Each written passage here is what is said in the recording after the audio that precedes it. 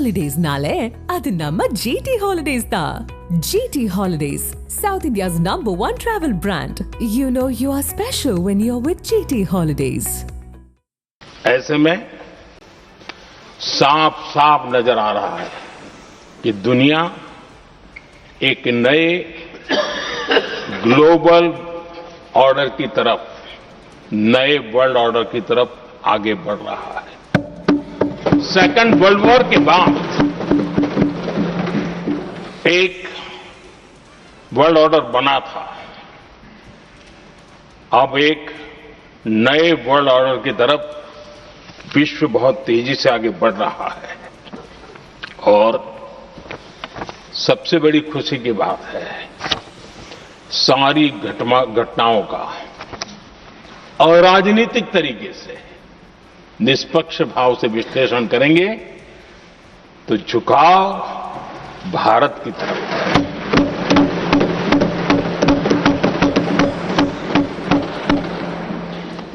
विश्व मित्र के रूप में, विश्व बंधु के रूप में आज भारत अनेक देशों का विश्वस्त पार्टनर बना है और हम कंधे से कंधा मिला करके विश्व कल्याण की दिशा में भी अपनी उचित भूमिका निभा रहे हैं, अपने सामर्थ्य से सहाय भी कर रहे हैं। आदरणीय सभापति जी, आज पूरा विश्व ग्लोबल साउथ की चर्चा करता है, लेकिन उस चर्चा के सूत्रधार के रूप में आज भारत वैश्विक मंचों पर ग्लोबल साउथ की बुलंद आवाज बन गया है।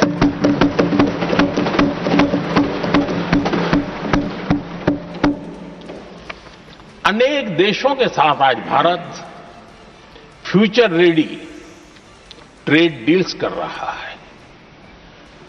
पिछले कुछ ही समय में दुनिया के महत्वपूर्ण 9 बड़े देशों के साथ 9 बड़े हमारे ट्रेड डील हुए हैं और उसमें मदर ऑफ ऑल डील एक साथ 27 देशों के साथ, यूरोपियन यूनियन के साथ।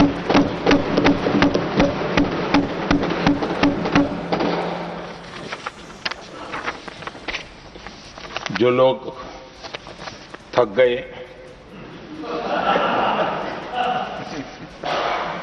बेचारे चले गए, लेकिन कभी न कभी उनको जवाब देना पड़ेगा कि देश की ऐसी हालत कैसे बना के रखी थी कि दुनिया का कोई देश हमसे डील करने के लिए आगे नहीं आता था। आपने कोशिश की होगी, पीछे पीछे पीछे बहुत चक्कर लगाए होंगे, लेकिन किसी ने आपकी तरफ देखा भी नहीं होगा। क्या स्थिति ऐसे पैदा की? दुनिया के देश ऐसे ही भारत के साथ डील नहीं कर रहे हैं। आदरणीय सभापति जी, इसके पीछे सबसे बड़ी बात, डेवलप कंट्रीज एक डेवलपिंग कंट्री के साथ डील करता है ना, वो अपने आप में भी अर्थ जगत के लिए बहुत बड़ा है। और मेरे लिए नई बात नहीं है। जब मुझे गुजरात में सेवा करने का अवसर मिला था तो मैं एक वाइब्रेंट गुजरात समिट करता था और मेरे लिए गर्व की बात थी कि एक स्टेट, हिंदुस्तान का एक स्टेट, मेरी इस वाइब्रेंट समिट के partner country, develop country Japan हुआ करता था। एक राज्य ने सामर्थ्य दिखाया था, आज मेरा देश है सामर्थ्य दिखा रहा है। ये तब होता है जब आपके पास आर्थिक सामर्थ्य हो, आपके पास आपके नागरिकों के अंदर, देशवासियों में एक ऊर्जा हो और खास करके मैन्युफैक्चरिंग के लिए एक मजबूत इकोसिस्टम हो, तब जाकर के विश्व आपके साथ डील करने के लिए आगे आता है। वोट बैंक की राजनीति में डूबे हुए लोगों ने कभी भी देश के ऐसे अनेक पहलुओं पर मजबूती देनी चाहिए, ये कभी उनकी प्राथमिकता नहीं रही और उसी का परिणाम है। और जहां तक कांग्रेस पार्टी का सवाल है, मैं साफ साफ कहना चाहता हूं और मेरे शब्दों पे भरोसा नहीं तो मैं देश को लोगों को कहूं, कुछ मत करो, सिर्फ लाल किले से कांग्रेस के प्रधानमंत्रियों के जो भाषण है, सिर्फ उन भाषणों का एनालिसिस कर लो, आपको साफ साफ लगेगा कि न उनके पास कोई सोच थी, न उनके पास कोई विजन था और न ही कोई इच्छा शक्ति थी।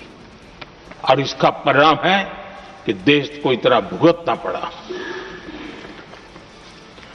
आदरणीय सभापति जी, मैं कोटि कोटि देशवासियों का आभारी हूं।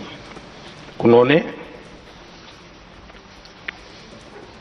सेवा करने का अवसर दिया।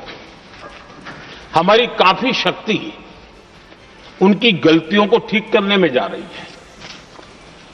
दुनिया के मन में जो उनके समय की छवि है, उस छवि को धोने में मेरी ताकत लगती है। ऐसा बर्बाद करके रखा हुआ था और इस काम के लिए हमने फ्यूचर रेडी पॉलिसीज पर बल दिया है। और आज आपने देखा होगा, देश नीति के आधार पर चल रहा है, पॉलिसीज के आधार पर चल रहा है। एडोकिज्म को हमने त्याग कर दिया है और उसके कारण विश्व का विश्वास बनता है। हमने रिफॉर्म, परफॉर्म, ट्रांसफॉर्म के मंत्र को लेकर के आगे बढ़े और आज स्थिति ऐसी है कि देश रिफॉर्म एक्सप्रेस पर सवार हो चुका है।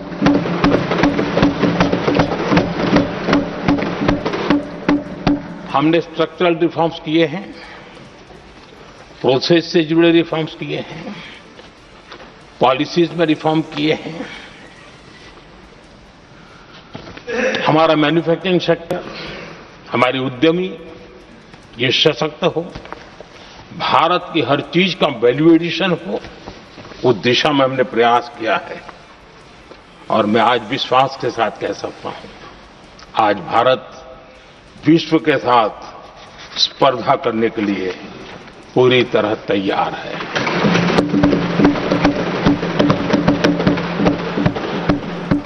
जब मैं विश्व के सीईओ फोरम की समिट देखता हूं, आज दुनिया हमारे उद्यमियों को समानता के रूप में देखती है।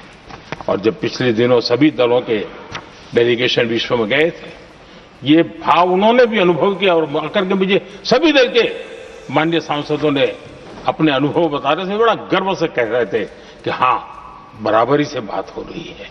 यह हमारे लिए अपने आप में बात है। आदरणीय सभापति जी, एमएसएमई का बहुत बड़ा नेटवर्क जितना सामर्थ्यवान होता है, वो लंबे अरसे तक इकोनॉमी को एक ताकत देता है। हमने उस दिशा में बल दिया और हमने कई रिफॉर्म्स किए हैं। आज हमारे एमएसएमई नेटवर्क पर दुनिया का भरोसा बढ़ रहा है। बड़े बड़े हो सकता है हम हवाई जहाज नहीं बना देंगे, लेकिन कई हवाई जहाज है जिसमें कई पुर्जे मेरे देश के छोटे छोटे एमएसएमई बना रहे हैं।